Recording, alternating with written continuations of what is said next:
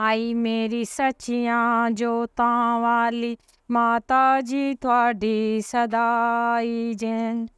श्री दुर्गा सप्तशती अध्याय प्रथम। प्रथम चरित्र के ब्रह्मा ऋषि, महाकाली देवता, गायत्री, छंद, नंदा शक्ति, रक्त दंतिका, बीज, अग्नि तत्व और ऋग्वेद स्वरूप हैं। श्री महाकाली देवता की प्रसन्नता के लिए प्रथम चरित्र के जप में विनियोग किया जाता है। भगवान विष्णु के सो जाने पर मधु और कैटभ को मारने के लिए कमल जन्मा ब्रह्मा जी ने जिनका सत्वन किया था, उन महाकाली देवी का मैं सेवन करता हूँ। वे अपने 10 हाथों में खड़ग, चक्र, गदा, बाण, धनुष, परिधि, शूल, भुषंडी, मस्तक और शंख धारण करती हैं। उनके 3 नेत्र हैं। वे समस्त अंगों में दिव्य आभूषणों से विभूषित हैं। उनके शरीर की क्रांति नीलमणि के समान है तथा वे 10 मुख और 10 पैरों से युक्त हैं। मार्कंडे जी बोले, सूर्य के पुत्र स्वणी जो 8वें मनु कहे जाते हैं, उनकी उत्पत्ति की कथा विस्तार पूर्वक कहता हूँ, सुनो। सूर्य कुमार महाभाग स्वणी भगवती महामाया के अनुग्रह से जिस प्रकार मनवंतर के स्वामी हुए, वही प्रसंग सुनाता हूँ। पूर्व काल की बात है। सर्वोचिप मनवंतर में सुरथ नाम के राजा थे, जो चैत्र वर्ष में उत्पन्न हुए थे। उनका समस्त भूमंडल पर अधिकार था। वे प्रजा का अपने ओरस पुत्रों की भांति धर्म पूर्वक पालन करते थे। तो भी उस समय कोला विध्वंसी नाम के क्षत्रिय उनके शत्रु हो गए। राजा सुरथ की दंड नीति बड़ी प्रबल थी। उनका शत्रुओं के साथ संग्राम हुआ। यद्यपि कोला विध्वंसी संख्या में कम थे, तो भी राजा सुरथ युद्ध में उनसे परास्त हो गए। तब वे युद्ध भूमि से अपने नगर को लौट आए और केवल अपने देश के राजा होकर रहने लगे। किंतु वहां भी उन प्रबल शत्रुओं ने उस समय महाभाग राजा सुरथ पर आक्रमण कर दिया। राजा का बल क्षीण हो चला था, इसलिए उनके दुष्ट बलवान एवं दुरात्मा मंत्रियों ने वहां उनकी राजधानी में भी सारी राजकीय सेना और खजाने को हथिया लिया। सुरथ का प्रभुत्व नष्ट हो चुका था, इसलिए वे शिकार खेलने के बहाने घोड़े पर सवार हो वहां से अकेले ही एक घने जंगल में चले गए। वहां उन्होंने विप्रवर मेघा मुनि आश्रम देखा, जहां कितने ही हिंसक जीव परम शांत भाव से रहते थे। मुनि के बहुत से शिष्य उस वन की शोभा बढ़ा रहे थे। वहां जाने पर मुनि ने उनका सत्कार किया और वे उन मुनि श्रेष्ठ के आश्रम पर इधर उधर विचरते हुए कुछ काल तक रहे। फिर ममता से आकृष्ट चित्त होकर वहां इस प्रकार चिंता करने लगे, पूर्व काल में मेरे पूर्वजों ने जिसका पालन किया था, वही नगर आज मुझसे रहित है। पता नहीं मेरे दुराचारी भृतगण उनकी धर्म पूर्वक रक्षा करते हैं या नहीं। जो सदा मद की वर्षा करने वाला और शूरवीर था, वह मेरा प्रधान हाथी अब शत्रुओं के अधीन होकर ना जाने किन भोगों को भोगता होगा। जो लोग मेरी कृपा, धन और भोजन पाने से सदा मेरे पीछे पीछे चलते थे, वे निश्चय ही अब दूसरे राजाओं का अनुसरण करते होंगे।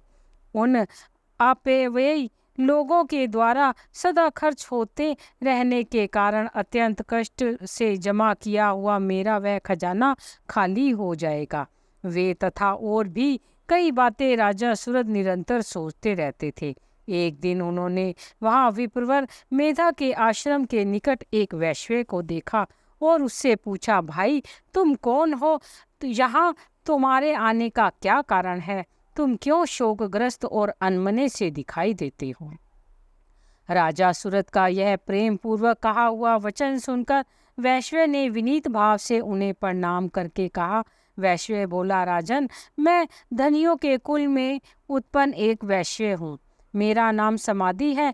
मेरे दुष्ट स्त्री पुत्रों ने धन के लोभ में मुझे घर से बाहर निकाल दिया है। मैं इस समय धन, स्त्री और पुत्रों से वंचित हूँ। मेरे विश्वसनीय बंधुओं ने मेरा ही धन लेकर मुझे दूर कर दिया है, इसलिए दुखी होकर मैं वन में चला आया हूँ। यहाँ रहकर मैं इस बात को नहीं जानता कि मेरे पुत्रों की, स्त्री की और स्वजनों की कुशल है या नहीं। इस समय घर में वे कुशल से रहते हैं अथवा उन्हें कोई कष्ट है। वे मेरे पुत्र कैसे हैं? क्या वे सदाचारी हैं अथवा दुराचारी हो गए हैं? राजा ने पूछा, जिन लोभी स्त्री पुत्र आदि ने धन के कारण तुम्हें घर से निकाल दिया है, उनके प्रति तुम्हारे चित्त में इतना स्नेह बंधन क्यों है? वैश्य बोला, आप मेरे विषय में जैसी बातें करते हैं वह सब ठीक है, किंतु क्या करूं, मेरा मन निष्ठुरता नहीं धारण करता। जिन्होंने धन के लोभ में पड़कर पिता के प्रति स्नेह, पति के प्रति प्रेम तथा आत्मीय जन के प्रति अनुराग को तिलांजलि दे मुझे घर से निकाल दिया है, उन्हीं के प्रति मेरा हृदय में इतना स्नेह है। महामते, गुणहीन बंधुओं के प्रति भी जो मेरा चित्त इस प्रकार प्रेम मगन हो रहा है, यह क्या है? इस बात को मैं जानकर भी नहीं जान पाता। उनके लिए मैं लंबी सांसें ले रहा हूँ और मेरा हृदय अत्यंत दुखित हो रहा है। उन लोगों में प्रेम का सर्वथा अभाव है, तो भी उनके प्रति जो मेरा मन निष्ठुर नहीं हो पाता, इसके लिए क्या करूं? मार्कंडेय जी कहते हैं, ब्राह्मण तदंतर राजाओं में श्रेष्ठ सुरथ और समाधि नामक वैश्य दोनों साथ साथ मेधा मुनि की सेवा में उपस्थित हुए और उनके साथ यथा योग्य न्यायानुकूल विनय पूर्वक पूर्ण वर्ताव करके बैठे। तत्पश्चात वैश्य और राजा ने कुछ वार्तालाप आरंभ किया। राजा ने कहा, भगवान, मैं आपसे एक बात पूछना चाहता हूँ, उसे बताइए। मेरा चित्त अपने अधीन न होने के कारण वह बात मेरे मन को दुख देती है जो राज्य मेरे हाथ से चला गया है, उसमें और उसके संपूर्ण अंगों में मेरी ममता बनी हुई है। मुनि श्रेष्ठ, यह जानते हुए भी कि वह अब मेरा नहीं है, अज्ञानियों की भांति मुझे उसके लिए दुख होता है। यह क्या है? इधर यह वैश्य भी घर से अपमानित होकर आया है, इसके पुत्र, स्त्री और भ्रातृयों ने इसे छोड़ दिया है, स्वजनों ने भी इसका परित्याग कर दिया है, तो भी यह उनके प्रति अत्यंत हार्दिक स्नेह रखता है। इस प्रकार यह तथा मैं दोनों ही बहुत दुखी हैं। जिसमें प्रत्यक्ष दोष देखा गया है, उस विषय के लिए भी हमारे मन में ममता जनित आकर्षण पैदा हो रहा है।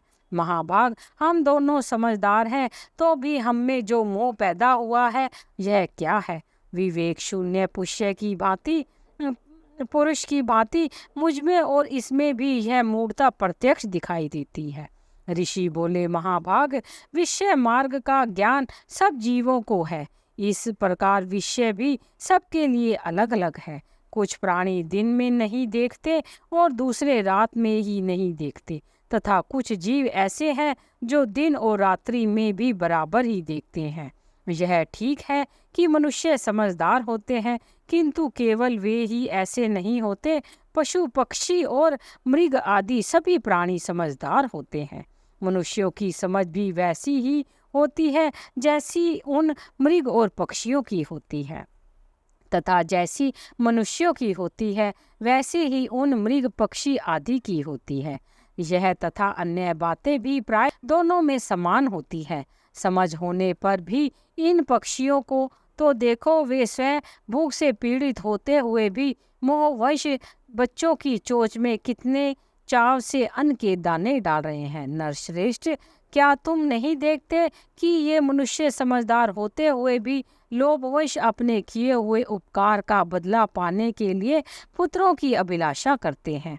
यद्यपि उन सब में समझदारी की कमी नहीं है, तथापि वे संसार की स्थिति बनाए रखने वाली भगवती महामाया के प्रभाव द्वारा ममता में भंवर से युक्त मोह के गहरे गर्त में गिराए गए हैं।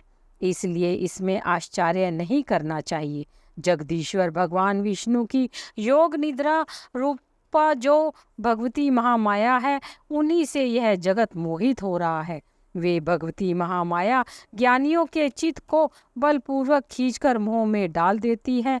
वे ही इस संपूर्ण चराचर जगत की सृष्टि करती है तथा वे ही प्रसन्न होने पर मनुष्यों को मुक्ति के लिए वरदान देती है। वे ही पराविद्या, संसार बंधन और मोक्ष की हेतुभूता सनातनी देवी तथा संपूर्ण ईश्वरों की भी अधीश्वरी है। राजा ने पूछा, भगवान, जिन्हें आप महामाया कहते हैं वे देवी कौन है? ब्राह्मण, उनका आविर्भाव कैसे हुआ तथा उनके चरित्र कौन कौन से हैं? ब्रह्मवेताओं में श्रेष्ठ महर्षि उन देवी का जैसा प्रभाव हो, जैसा स्वरूप हो और जिस प्रकार प्रादुर्भाव हुआ हो, वह सब मैं आपके मुख से सुनना चाहता हूँ। ऋषि बोले, राजन, वास्तव में वे देवी नित्य स्वरूपा ही है। संपूर्ण जगत उन्हीं का रूप है तथा उन्होंने समस्त विश्व को व्याप्त कर रखा है। तथापि उनका प्रगटाय अनेक प्रकार से होता है, वह मुझसे सुनो। यद्यपि वे नित्य और आजन्मा है, तथापि जब देवताओं का कार्य सिद्ध करने के लिए प्रकट होती हैं, उस समय लोक में उत्पन्न हुई कहलाती है। कल्प के अंत में जब संपूर्ण जगत एकावर्ण में निमग्न हो रहा था और सबके प्रभु भगवान विष्णु शेष नाग की शैया बिछाकर योग निद्रा का आश्रय ले सो रहे थे, उस समय उनके कानों के मैल से दो भयंकर असुर उत्पन्न हुए जो मधु और कैटभ के नाम से विख्यात थे।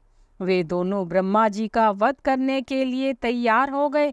भगवान विष्णु के नाभि कमल में विराजमान प्रजापति ब्रह्मा जी ने जब उन दोनों भयानक असुरों को अपने पास आया और भगवान को सोया हुआ देखा, तब एकाग्रचित्त होकर उन्होंने भगवान विष्णु को जगाने के लिए उनके नेत्रों में निवास करने वाली योग निद्रा का सत्वन आरंभ किया, जो इस विश्व की अधीश्वरी, जगत को धारण करने वाली, संसार का पालन और संहार करने वाली तथा तेज स्वरूप भगवान विष्णु की अनुपम शक्ति है। उन्हीं भगवती निद्रा देवी की भगवान ब्रह्मा स्तुति करने लगे।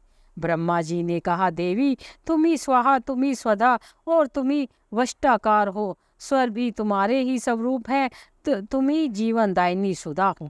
नित्य अक्षर प्रवण में अकार, उकार, मकर, इन तीनों मात्राओं के रूप में तुम ही स्थित हो तथा इन तीन मात्राओं के अतिरिक्त जो बिंदु रूपा नित्य अर्ध मात्रा है, जिसका विशेष रूप से उच्चारण नहीं किया जा सकता, वह भी तुम ही हो देवी। तुम ही संध्या, सावित्री तथा परम जननी हो देवी। तुम ही इस विश्व ब्रह्मांड को धारण करती हो। तुमसे ही इस जगत की सृष्टि होती है, तुम्ही से इसका पालन होता है और सदा तुम्ही कल्प के अंत में सबको अपना ग्रास बना लेती हो। जगन्मयी देवी, इस जगत की उत्पत्ति के समय तुम सृष्टि रूपा हो, पालन काल में स्थित रूपा हो तथा कल्पांत के समय संहार रूप धारण करने वाली हो। तुम्ही महाविद्या, महामाया, महामेधा, महास्मृति, महामोह रूपा महादेवी और महासुरी हो। तुम ही तीनों गुणों को उत्पन्न करने वाली सबकी प्रकृति हो। भयंकर काल रात्रि, महारात्रि और मोहरात्रि भी तुम ही हो।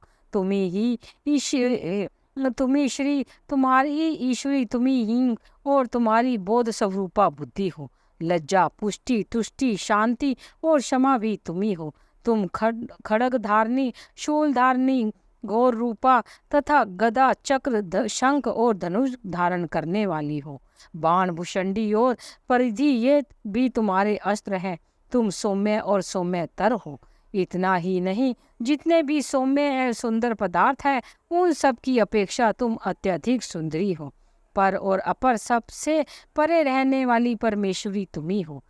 सर्वस्वरूपे देवी, कहीं भी सत असत रूप जो कुछ वस्तुएं हैं और उन सब की जो शक्ति है, वह तुम्ही हो। ऐसी अवस्था में तुम्हारी स्तुति क्या हो सकती है, जो इस जगत की सृष्टि, पालन और संहार करते हैं। उन भगवान को भी जब तुमने निद्रा के अधीन कर दिया है, तब तुम्हारी स्तुति करने में यहाँ कौन समर्थ हो सकता है। मुझको, भगवान शंकर को तथा भगवान विष्णु को भी तुमने ही शरीर धारण कराया है, अतः तुम्हारी स्तुति करने की शक्ति किसमें है देवी।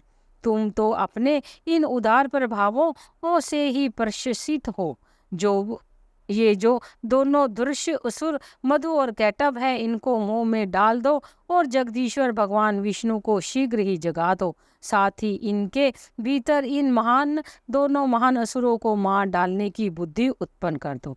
ऋषि कहते हैं, राजन, जब ब्रह्मा जी ने वहां मधु और कैटभ को मारने के उद्देश्य से भगवान विष्णु को जगाने के लिए तमोगुण की अधिष्ठी देवी योग निद्रा की इस प्रकार स्तुति की, तब वे भगवान के नेत्र, मुख, नासिका, बाहु, हृदय और वक्ष स्थल से निकलकर अव्यक्त जन्मा ब्रह्मा जी की दृष्टि के समक्ष खड़ी हो गई।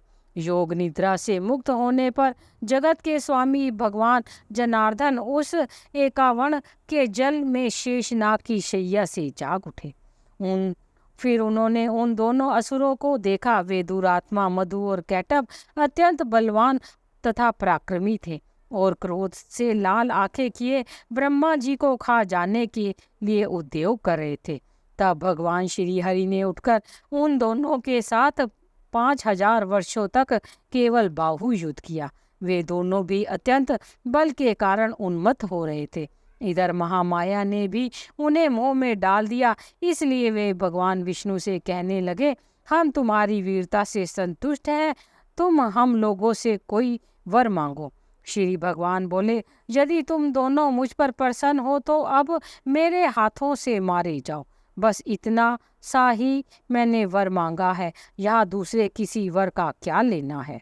ऋषि कहते हैं, इस प्रकार धोखे में आ जाने पर जब उन्होंने संपूर्ण जगत में जल ही जल देखा, तब कमल नयन भगवान से कहा, जहाँ पृथ्वी जल में डूबी हुई ना हो, जहाँ सूखा स्थान हो, वहीं हमारा वध करो। ऋषि कहते हैं, तब तथास्तु कहकर शंख, चक्र और गदा धारण करने वाले भगवान ने उन दोनों के मस्तक अपनी जांघ पर रखकर चक्र से काट डाले। इस प्रकार ये देवी महामाया ब्रह्मा जी की स्तुति करने पर स्वयं प्रकट हुई थी। अब पुनः तुमसे उनके प्रभाव का वर्णन कहता हूँ, सुनो।